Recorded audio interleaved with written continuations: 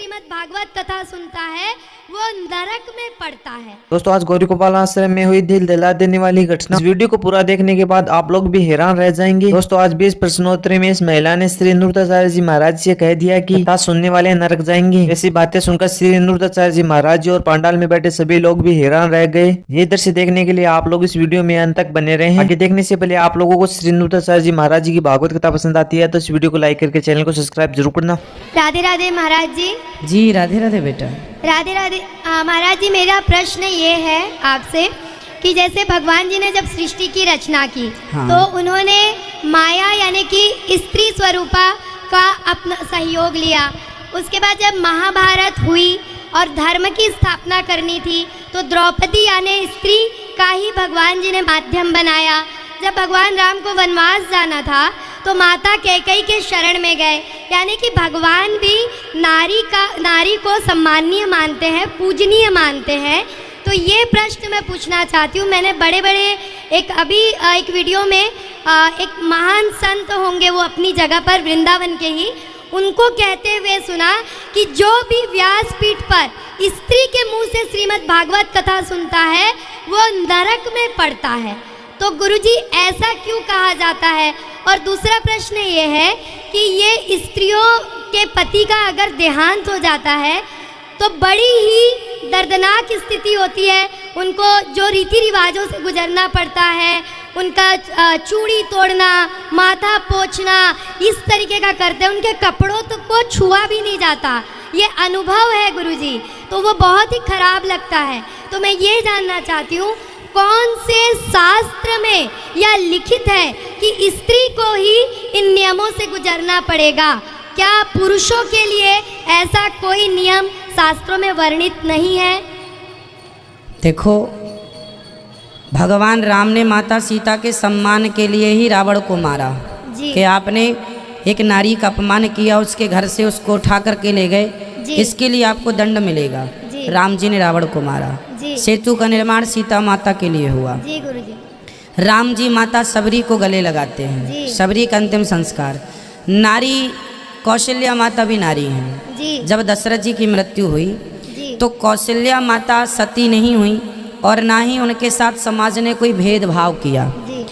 समाज में आज भी नारियों से कोई किसी प्रकार का शास्त्रों के अनुसार भेदभाव नहीं है।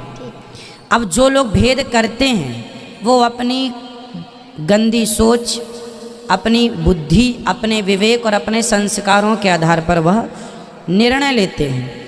भाई किसी का पति चला गया तो ये रिवाज है कि चूड़ी उस समय फोड़ी जाती हैं। उस समय अब पति नहीं है तो मांग किसकी भरेगी, है ना? पति नहीं है तो श्रृंगार किसका करेगी? तो वो तो स्वाभाविक है कि वो श्रृंगार और तो नहीं होता, परंतु समाज ये कहे कि अब हम तुम्हें देखेंगे नहीं, हम तुमसे बात नहीं करेंगे, तो ऐसा नहीं है, ऐसा कहीं लिखा नहीं है। माता कौशल्या तो राम जी की माता थी और वो भी विधवा थी, पर उनके साथ समाज ने कोई भेद नहीं किया। भाई भगवान की माँ विधवा है, तो जो विधवा स्त्रियों के साथ दुर्व्यवहार समाज में कुछ लोग करते हैं वो केवल अपने संस्कारहीनता के कारण पर्सनल उनका मैटर है। और गुरुजी व्यासपीठ पर क्या स्त्रियां बैठ सकती हैं? देखो, ये शास्त्रों में कहीं पे प्रमाणित है? भागवत जी के महात्म्य में लिखा है कि विरक्तो वैष्णवो विप्रो वेद शास्त्र विशुद्धिकृत दृष्टांत कुशलो धीरो वक्ता कार्योति निष्प्रहा। जी। नारी जो है वह वेद पुराणों का ज्ञान प्राप्त कर ले और उसको समाज में दे।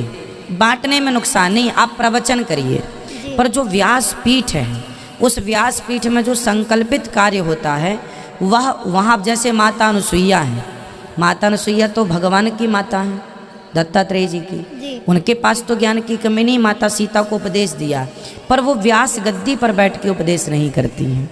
आप उपदेश करिए ना, समझाइए समाज को। क्या नारियां उपदेश नहीं करती? करती हो, करना भी चाहिए। समाज को सही रास्ता आप भी बता सकते हैं, हम भी बता सकते हैं, परंतु जैसे आपने अपने पितरों की शांति के लिए भागवत कराया तो वह एक उद्देश्य हो गया कि इस भागवत से आपके पितरों की सदगति होनी है। उस उद्देश्य के लिए तो एक जो अनुष्ठान करने का आदेश है वह आदेश सबके काम बटे हैं ना बेटा, पुरुषों के काम अलग हैं। आज समाज में कहा जाता है स्त्री पुरुष में अंतर नहीं है, परंतु कुछ जगह पर अंतर है। स्त्री माँ बन सकती है, पुरुष माँ नहीं बन सकता, जी सही है ये, है ना। अब आप कहें एक हैं दोनों, तो पुरुष माँ कैसे बनेगा? तो एक व्यवस्था बनाई ना कि तुम ही माँ बनोगी, पुरुष माँ नहीं बन सकता। तो उसी तरह एक व्यवस्था है कि आप प्रवचन कर लो, आप ज्ञान दे दो सबको, पर जो अनुष्ठान करने का अधिकार है वह सिर्फ व्यास गद्दी में वही बैठ सकता है जो विरक्त वैष्णव विप्र ब्राह्मण हो, वही बैठे, उचित वेद पुराण का ज्ञाता हो। बाकी आप प्रवचन कर सकती हैं। मगर महात्म्य में ये नहीं लिखा है ना गुरुजी कि स्त्री नहीं कर सकती है, ऐसा कोई वर्णन तो नहीं है। लिखा है बेटा, वही तो हम समझा रहे हैं। अच्छा, ऐसा लिखा है उसमें कि स्त्री नहीं देखो, कर सकती है। कौन कर सकता है वो बता दिया गया, तो कौन नहीं कर सकता वो अपने आप बात हो गई। अब ये लिखने की जरूरत नहीं है कि ये, अब जब कह दिया कि ये करें तो स्वाभाविक हो, उसके अतिरिक्त जो बचा उसके लिए मनाही हो गई। अब ये अलग से कहने की जरूरत नहीं है कि ये ना करें। क्योंकि जैसे दीदी माँ रितंभरा इतने समय से काम कर रही है और इतना बड़ा कार्य कर रही हैं और बहुत सिद्ध कार्य कर रही हैं, तो ये क्या गुरुजी गलत है? नहीं, गलत और सही की बात नहीं है। वो भी तो व्यास पीठ पर ही बैठती है। बेटा गलत और सही की बात नहीं है, बात यह है कि शास्त्र में लिखा क्या। आपने ये पूछा कि कहाँ लिखा, तो मैंने जो प्रमाण शास्त्रों में हमने पढ़ा भागवत जी में वो हमने आपको बता दिया। कौन बैठे कौन ना बैठे अपन इस पर चर्चा नहीं कर रहे हैं, अपन इस पर चर्चा कर रहे हैं कि शास्त्र में क्या लिखा है। तो हमने बता दिया कि विरक्तो वैष्णवो विप्रो वेद शास्त्र विशुद्धिकृत दृष्टांत कुशलो धीरो वक्ता कार्यो तिनिस्पृहा। वक्ता ऐसा हो, वक्ता का प्रमाण है ना। तो जो शास्त्र है वो हमने कह दिया। अब कौन बैठे कौन ना बैठे वो भगवान जाने। और स्त्री से अगर कोई कथा सुने तो वो नरकगामी तो नहीं होगा गुरुजी? इस पे मैं, कथा सुनने के बाद तो सीधा मुक्ति है, मोक्ष है। भगवान की कथा सब सुना सकते हैं भाई। भगवान की कथा तो देखो, भगवान श्री कृष्ण की पत्नियों को माता रोहिणी ने भगवान की कथा सुनाई थी। तो कथा तो लोरी के रूप में हमारी माँ ने भी हमें सुनाया है, हमारी मासी ने भी हमें सुनाया। तो नारी के द्वारा हम कथा सुने तो नरक जाएंगे, ऐसी कोई बात नहीं है। राधे राधे। नारी तो हमारी दादी भी है, माँ भी, उसने भी हमें कथाएं सुनाई है बचपन में, लोरी के रूप में, कहानी के रूप में।